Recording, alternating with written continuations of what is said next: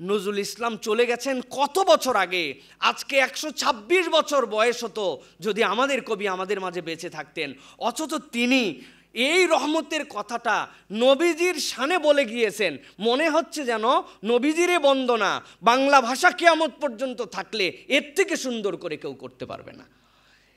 প্রিয় ভাই, প্রিয় বোনেরা, এরপরে আমি বলবো নবীকে আল্লাহ কি হিসেবে পরিচয় করাচ্ছেন। আল্লাহ নবী করিম সাল্লাল্লাহু আলাইহি সাল্লামকে বলছেন, ও আমার হাবিব, আপনাকে আমি কি হিসাবে পরিচয় করাচ্ছি জানেন?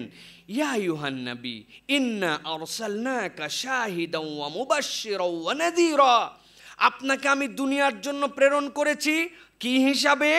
সিরাজুম মুনির, এমন একটা প্রদীপ যেই প্রদীপ কখনো নিভে না, যেই প্রদীপের তেল কখনো পুড়তে হয় না, যেই ব্যাটারি কখনো শেষ হয়ে যায় না। সিরাজুম মুনিরা, আবার এমন আলো সেটা এক জায়গার থেকে জ্বললে পুরা পৃথিবী তার দীপ্তিময় ছড়িয়ে পড়ে। হে রাসূল, আপনাকে এই হিসাবে আমি প্রেরণ করেছি। দেখেন তো আমাদের প্রিয় কবি নজরুল মনে হচ্ছে যেন এটাকে ধারণ করেই এই আয়াতের ব্যাখ্যাটাই তিনি নবীর শানে করতেছেন। এটা কোরআনের সিরাত নজরুলের মুখ দিয়ে বেরোচ্ছে। কে জানে না ত্রিভুবনের প্রিয় মোহাম্মদ আসিবে পুনঃধরায়, অন্ধকার জ্বলিবে আবার আলোয় প্রদীপ জ্বালায়। তুমি যে প্রিয় সকল হৃদয়, তুমি মুক্তির ত্রাতা, তোমার নামের সুরে আজও কাঁদে বিশ্ব অভাগা জাতা। বিশ্বের যেখানে অন্ধকার, যেখানেই ইগনোরেন্স, যেই জায়গাতেই জ্ঞান চর্চার বাহিরে এসে মানুষের কুসংস্কার, সে জায়গাতেই মুহাম্মদ সাল্লাল্লাহু আলাইহি ওয়াসাল্লামের বাতি মানুষ কিয়ামত পর্যন্ত খুঁজবে। মনে হচ্ছে তিনি আমার নবীর শান কেবল বর্ণনা করছেন, আসলে তিনি আমার নবীর শান বর্ণনা করছেন না, নবীর মাধ্যম দিয়ে পুরা পৃথিবীর কাছে আলো গ্রহণ করার আহ্বান দিচ্ছেন তিনি। প্রিয় উপস্থিতি, 3 নম্বরে যদি আমরা দেখি তাহলে নবী করিম সাল্লাল্লাহু আলাইহি সাল্লাম মানবের মাঝে একটা সমতার বিধান এনেছিলেন। মুসলিম, আল্লাহ রাব্বুল আমিন আপনার একটা পরিচয় দিয়েছেন, কিন্তু এই পরিচয়ের আগে একটা পরিচয় আছে, একটা হাদিস খুব কম শুনবেন এই হাদিস। নবী করিম সাল্লাল্লাহু আলাইহি সাল্লাম বলছেন, আন্নাস কাসনানিল মুশত, মানুষ তো চিরুনির মতো। চিরুনি কেমন? আপনাদের বাসায় যে চিরুনি দিয়ে চুল আঁচড়ান, এটার দাঁতগুলা কি সব সমান না একটা কম একটা বেশি? সবগুলি সমান। ওই যে বেবিটা, ওর হাতের মধ্যে চিরুনি আছে, দেখেন ওই যে আমাদের ছোট্ট বেবি, ওর হাতের চিরুনিটা বাবা দেখাও তো উঁচু করে একটু সবাইকে, দেখেন তো চিরুনির দাঁতগুলো, দেখেছেন? যেন ও প্রস্তুতি নিয়ে আসছে যে নজরুলের এই রাসূলুল্লাহ সাল্লাল্লাহু আলাইহি ওয়াসাল্লামের হাদিস থেকে আমি কথা বলছি। নবী করিম সাল্লাল্লাহু আলাইহি ওয়াসাল্লাম বলছেন মানুষ সমান চিরুনির দাঁতের মতো। চিরুনির দাঁত যেরকম এলোমেলো হলে আপনার চুলকে সমান করতে পারবে না, রাসূলুল্লাহ সাল্লাল্লাহু আলাইহি ওয়াসাল্লাম বলছেন মানুষ সমান, মানুষ হিসাবে। তিনি বলছেন, নজরুল বলছেন, এটা তো নজরুল তার কবিতার মধ্যে উল্লেখ করেন নাই হাদিস, কিন্তু নবীর শানে বলছেন যে নবী এই কথাটি কিভাবে মানবতার জয়গান গেয়ে গেলেন। তিনি বলছেন, দাসেরে তুমি দাস বানাওনি, দিয়েছিলে মুক্তি, হীন দিনের ছিলে তুমি, ভাঙিলে জাতির ভ্রান্তি, শ্রেণীভেদে নয় সবাই সমান, তোমার বাণী মানবতার গান। সুবহানাল্লাহ বলেন যে রাসূলুল্লাহ সাল্লাল্লাহু আলাইহি ওয়াসাল্লামের বাণীগুলা মানবতার গান ছিল, তিনি মানবতার পক্ষে কথা বলে গিয়েছেন। নজরুল এটাকে আবিষ্কার করতেছেন, করে তিনি নবী করিম সাল্লাল্লাহু আলাইহি ওয়াসাল্লামের সিরাত বর্ণনা করছেন। এটা তো আমরা বলছি মুহাম্মদ সাল্লাল্লাহু আলাইহি ওয়াসাল্লামের শানে গান না, তিনি তার সিরাতের দিক বলছেন, তিনি ইসলামের একটা অনন্যতা মানুষের সামনে উপস্থাপন করছেন। বিদ্রোহ এবং ন্যায়ের শাসন, আমরা নবী করিম সাল্লাল্লাহু আলাইহি ওয়াসাল্লামের সাথে সব সময় রহমতুল্লিল আলামিনটাই জানি, কিন্তু নবী করিম সাল্লাল্লাহু আলাইহি ওয়াসাল্লামের একটা বিদ্রোহী রূপ ছিল। নবী করিম সাল্লাল্লাহু আলাইহি ওয়াসাল্লামের বিদ্রোহী রূপটা কোন জায়গায় ছিল? ওই বিদ্রোহের মধ্যেও একটা ভালোবাসার ছন্দ ছিল। নবীজির একটা হাদিস শোনেন, আমাদের লিডার যারা, তাদের বেশি শোনা দরকার। আমাদের লিডারের সামনে অনেকেই তেলবাজি করে, অনুষ্ঠানের সামনে যাই এমন ফাহেসা কথা বলে, ওই ফাহেসা কথার কারণে একজনের দেশ থেকে পালায় যেতে হয়। এমন ফাহেসা কথা বলে, তার সামনে তেলবাজি করে। নবীজি বলতেছেন, ভালো করে বোঝো, সেরা নেতা তারা যাদের তুমি ভালোবাসো, তারাও তোমাকে ভালোবাসে। খায়রু আইম্মাতিকুম আল্লাযীনা তুহিব্বুনাহুম ওয়া ইউহিব্বুনাকুম উত্তম লিডার সে, তুমি একাই ভালোবাসো না, তারাও তোমাকে ভালোবাসে, তুমিও তাদেরকে ভালোবাসো। এটা কিতাবুল ইমারার মধ্যে হাদিস আসছে। মুহাম্মদ কবিতার মধ্যে এই বিদ্রোহের রূপটা তিনি উপস্থাপন করেছেন। যারা ধ্বজাধারী, নেতৃত্বের দাবিদার, যারা নিজেদেরকে মানুষের গ্রহণযোগ্য করে তুলতে পারে নাই, ভীতি দেখায় শাসন করে, শাসকের সামনে যে তার সমালোচনা করা যায় না, তোয়াজ করতে হয়, এটা এই তোয়াজটা হৃদয় থেকে নয়, বরং ভীতির কারণে তোয়াজ। তোমাকে ভালোবাসে না সে, তুমিও তাদেরকে প্রকৃত ভালোবাসতে পারো নাই, কেননা এই নেতা আর এই নেতৃত্বের মাঝের অনুসারীদের ভেদাভেদ তুমি দূর করতে পারো নাই। আপনি বিস্মিত হবেন, নজরুল ইসলাম তার কবিতার মধ্যে এটাকে উপস্থাপন করেছেন। এটাও নজরুল ইসলামের, মহানবী সাল্লাল্লাহু আলাইহি ওয়াসাল্লামের ব্যাপারে তার বক্তব্য। তিনি কি বলছেন? শান্তির ঝান্ডা উড়ালেন, তুমি ন্যায়ের পথে দাঁড়ালেন, শোষিতেরে দিলে আশ্রয়, দুর্বলের পাশে দাঁড়ালেন, রাজদণ্ড ছিল ন্যায়ের প্রতীক, ভালোবাসায় ভরা, তোমার শাসন চির মানবের সমতা দিল ধরা। সুবহানাল্লাহ। কি মানুষ তার কাছে যে কি শান্তি পেয়ে যেত, কেউ তার কাছে ভয় পেত না যে আমার মনের কথাটা তাকে বললে মনে হয় কেমন হয়ে যাবে। একদিন নবীজি এশার সালাতের জন্য দাঁড়িয়েছেন, সাহাবায়ে কেরাম এসে দাঁড়িয়ে গেছেন, একামত হয়ে গেছে। একামত হওয়ার পরে একজন বেদুইন আসছেন, যা আরবি, আসার পরে নবী করিম সাল্লাল্লাহু আলাইহি ওয়াসাল্লাম হাত ধরছে, মোহাম্মদ কেমন আছো, খবর কি, কিফ আলওয়ানুক, কিফ আহলিক, তোমার পরিবারের খবর কি, তোমার অবস্থা কি? ভাই রে ভাই, বলো না, আমার সংসার চলে না। ওদিকে একামত হয়ে গেছে, সবাই কাতারে দাঁড়ায় আছে, রাসূলুল্লাহ সাল্লাল্লাহু আলাইহি ওয়াসাল্লাম যাবেন। আল্লামা রাগিব ইস্পাহানী হাদিস নিয়ে আসছেন আখলাকুন নবীর মধ্যে, নবীজি যাবেন নামাজ পড়ানোর জন্য, আর এই লোক এসে রাসূল সাল্লাল্লাহু আলাইহি ওয়াসাল্লামের হাত ধরে আলাপ, সাহাবায়ে কেরাম একটু ফোঁস করতেছে, হ্যাঁ হুঁশ নাই, আক্কেল নাই, এখনই নামাজের পরে তুমি কথা বলো, এখন এই কথাটা কেন বলতে হবে তোমাকে? কিন্তু নবী করিম সাল্লাল্লাহু আলাইহি ওয়াসাল্লাম নির্বিকার, তিনি তার সব কথা শুনে তারপরে সালাতে গেছেন। এই হাদিসের ব্যাখ্যাকার বলতেছেন, নবীর জীবন ব্যাখ্যা করে আমরা দেখেছি রাসূলুল্লাহ সাল্লাল্লাহু আলাইহি ওয়াসাল্লাম পুরো জীবনে কেউ তার দিকে মুখ দিয়েছে, তার মুখ ফিরানোর আগে আল্লাহর নবী কখনো তার দিক থেকে মুখ ফিরায় নাই। সুবহানাল্লাহ। এটা ছিল রাসূলুল্লাহ সাল্লাল্লাহু আলাইহি ওয়াসাল্লাম। নজরুল ইসলাম সেটাই বলছেন, তোমার শাসন চিরমানবের সমতা দিল ধরা। এমন শাসন করেছো, মুসলিম বিচার নিয়ে আসছে, সাথে ইহুদি তার প্রতিপক্ষ। মুসলিম চিন্তাই করছে, হ্যাঁ নবীর কাছে যাচ্ছি আমি, আমার বিচার কেমনে হয়। নবী করিম সাল্লাল্লাহু আলাইহি ওয়াসাল্লাম ইহুদির পক্ষে রায় দিয়ে দিছেন যে তুমি মানুষ, তুমি বিচার প্রার্থী হয়েছো, তোমার পরিচয় আমার কাছে নাই, জাস্টিস করা আমার দায়িত্ব। এই কবিতার মধ্যে নবীর এই শানগুলি তুলে ধরেছে। নবী করিম সাল্লাল্লাহু আলাইহি ওয়াসাল্লামের দাওয়াতি মিশনটা কি ছিল? নবী করিম সাল্লাল্লাহু আলাইহি ওয়াসাল্লামের দাওয়াতি মিশনের ব্যাপারে সূরা আহজাব 33 নম্বর সূরার 35 নম্বর আয়াত আল্লাহ বলেছেন, ইয়া আইয়ুহান নবী ইন্না আরসালনাকা শাহিদান ওয়া মুবাশশিরান ওয়া নাযীরা।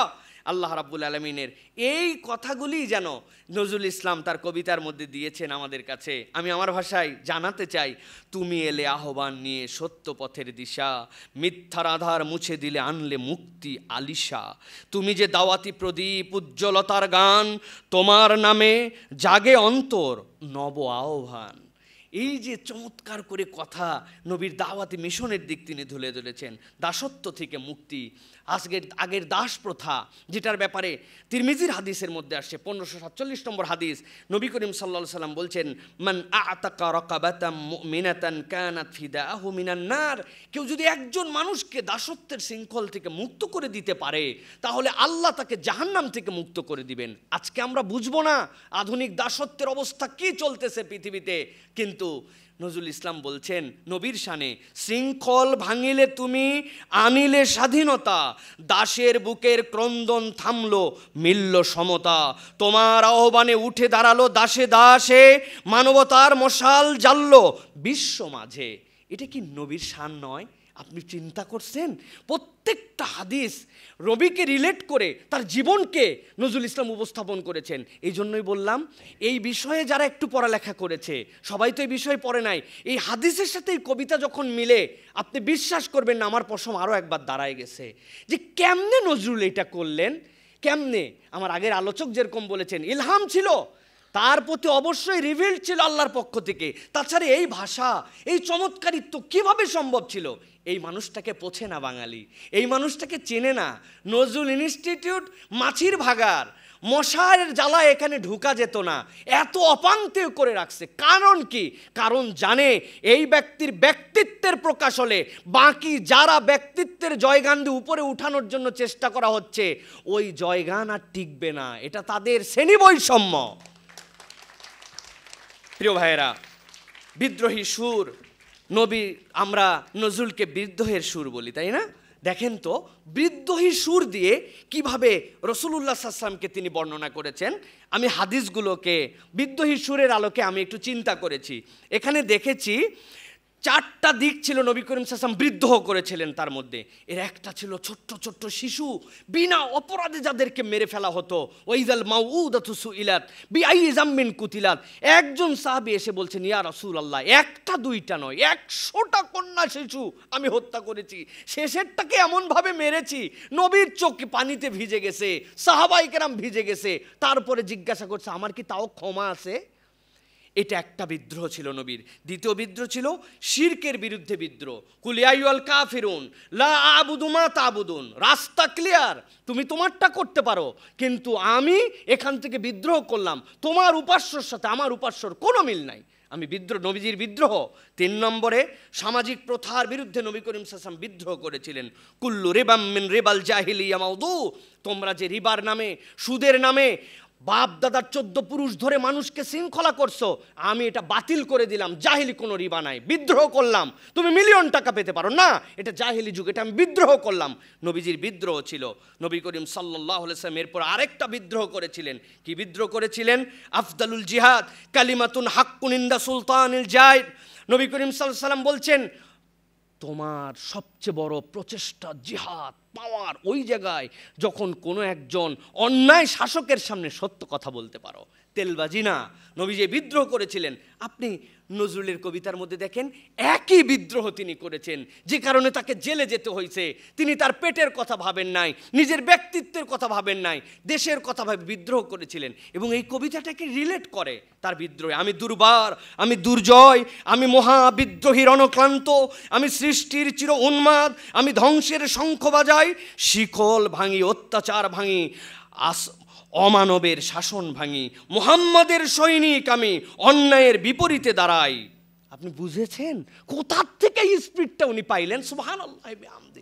মুহাম্মাদের সৈনিক আমি, আমার নবী ওই বিদ্রোহ দেখাইছেন, আমার পাওয়ারটা সেখান থেকে। উম্মতের কি দাবিদার ছিলেন তিনি, এটা আমি বলতে পারি নবীর শান ছিল এর মধ্যে। কেননা এই বিদ্রোহগুলো তিনি কোথার থেকে এইগুলি পেলেন, কে তারে এই ওস্তাদি করলো তার উপরে? এটাই নজরুল, এটাই বিস্ময়কর এক ব্যক্তিত্বের বহিঃপ্রকাশ। তিনি আমাদের কেবল জাতীয় কবি নয়, তিনি বিশ্ব কবি। শুধু আমরা তাকে উপস্থাপন করতে পারি নাই, আল্লাহর কাছে লেখা আছে তার নামে। এটা প্রিয় ভাইয়েরা, দরুদ এবং সালাম শিল্প আমরা জানি। ইন্নাল্লাহু মালাইকাতুহু ইউসাল্লুনা আলান নবী। আল্লাহ বলতেছেন, আল্লাহ এবং তার ফেরেশতাদের পক্ষ থেকে নবীর প্রতি দরুদ এবং সালাম। ইয়া আইয়ুহাল্লাযীনা আমানু সাল্লু আলাইহি ওয়া সাল্লিমু তাসলিমা। কে জানে না এটা? হে মানব সকল, তোমরা সকলে নবীর প্রতি দরুদ এবং সালাম পেশ করো।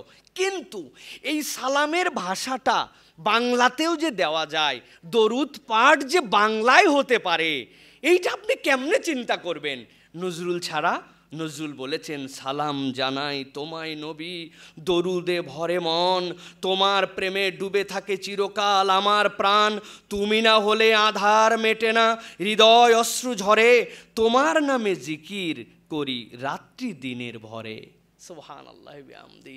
এই যে চমৎকারভাবে নজরুল ইসলাম উপস্থাপন করেছেন, আমি তো একটা দুইটা, এইটা বললে এইটার যে রিসোর্স আছে এগুলো শুনলে আমার হৃদয়কে আন্দোলিত করে তুলবে।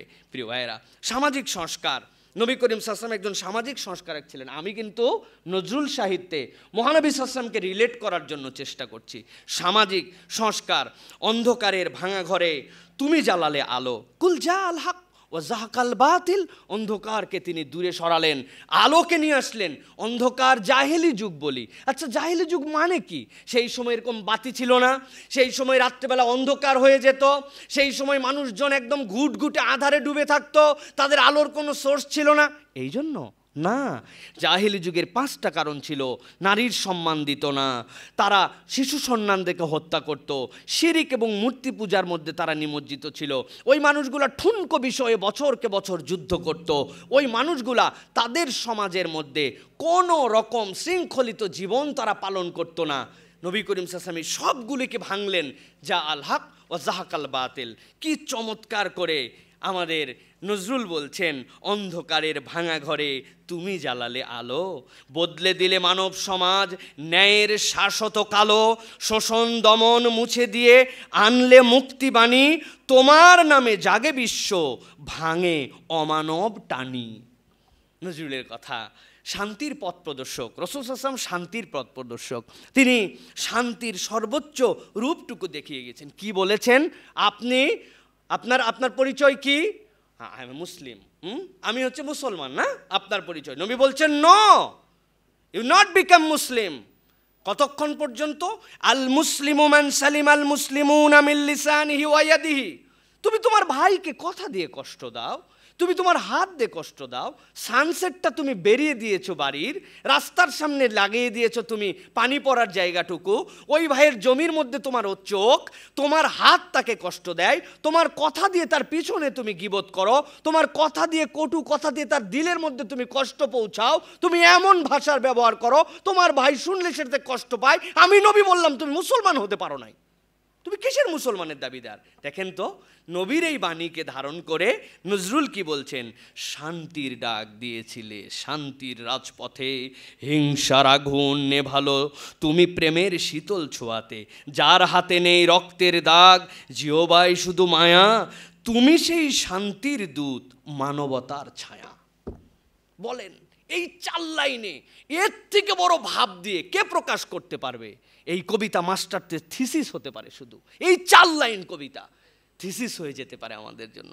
রহমতের বাণী কবিতায় তিনি বলছেন, তুমি এসেছিলে দুনিয়াতে দয়া হয়ে সকলের, ক্ষুধার্তের মুখে দিলে ভাত, দুঃখীর হৃদয় ভর, তোমার ছোঁয়ায় কাঁদে পৃথিবী, মুছে যায় অশ্রুধারা, তুমি ছাড়া এই ধরাধামে নেই যে দয়া সারা।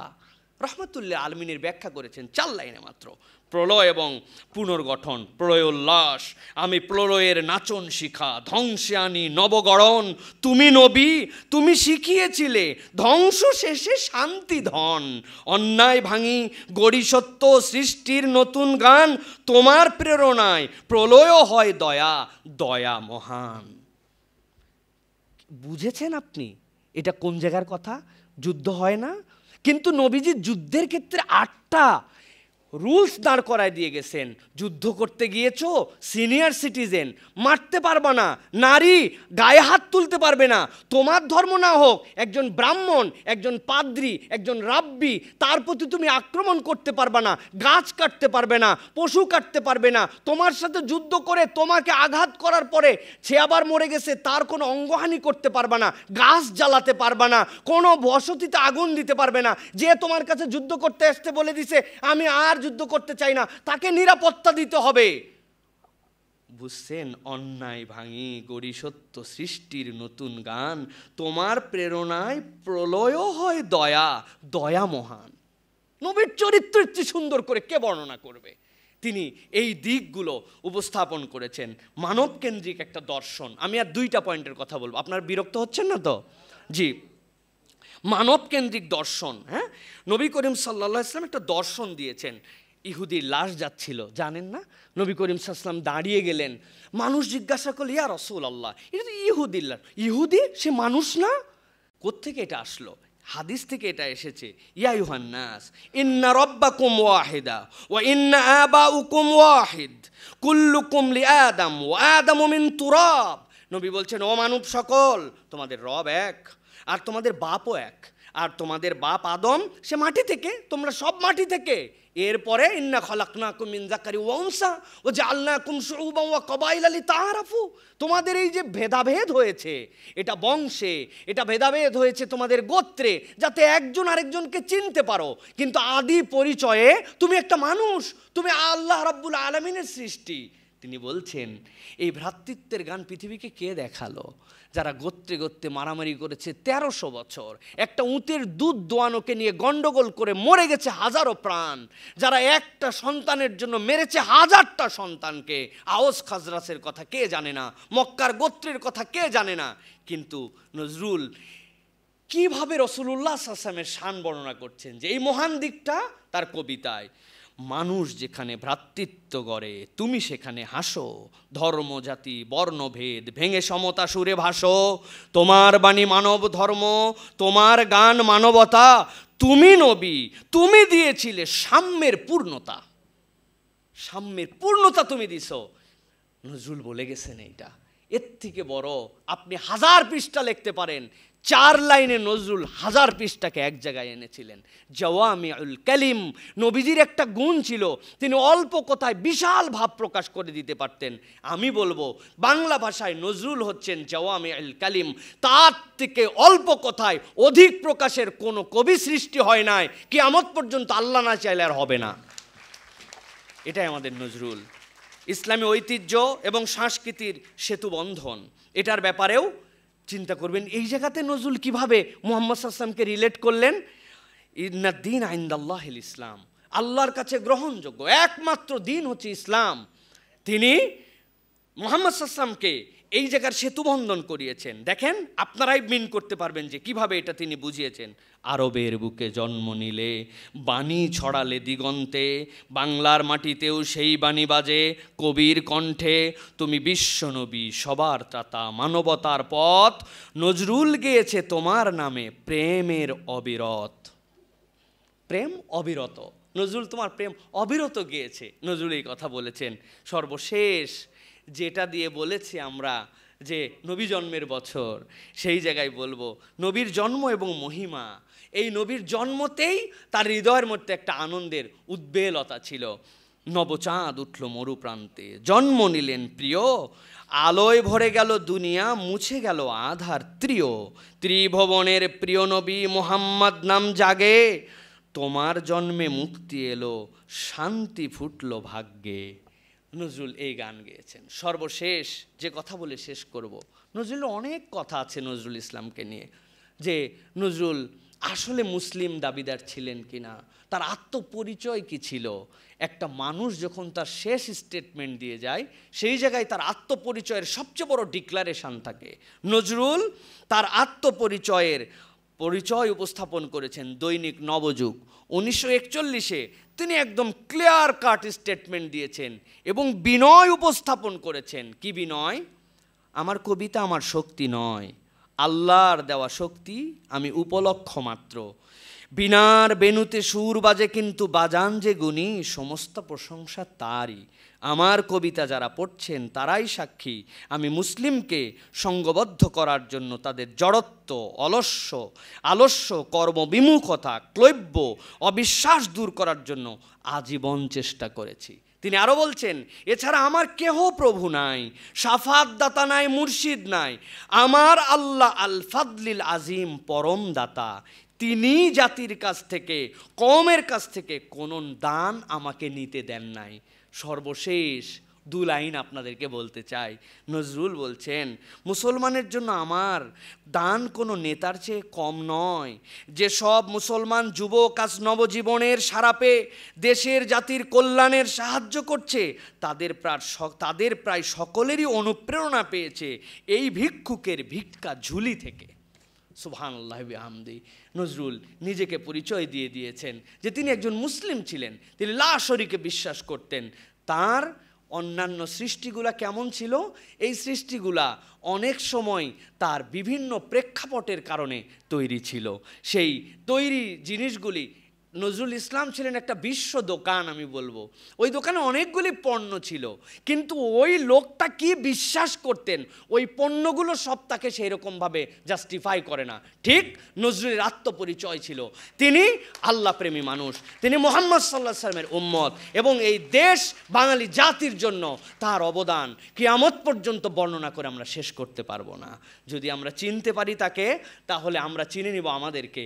আর এই মানুষকে যদি আমরা বিস্তৃত হই, হই, তাহলে আমরা আত্মবিস্মৃত জাতিতে পরিণত হব। আল্লাহ আমাদেরকে বোঝার তৌফিক দেন। হাযা মা ইনদি ওয়াল ইলমু ইনদাল্লাহ। ওয়াসসালামু আলাইকুম ওয়া রাহমাতুল্লাহি ওয়া বারাকাতুহু।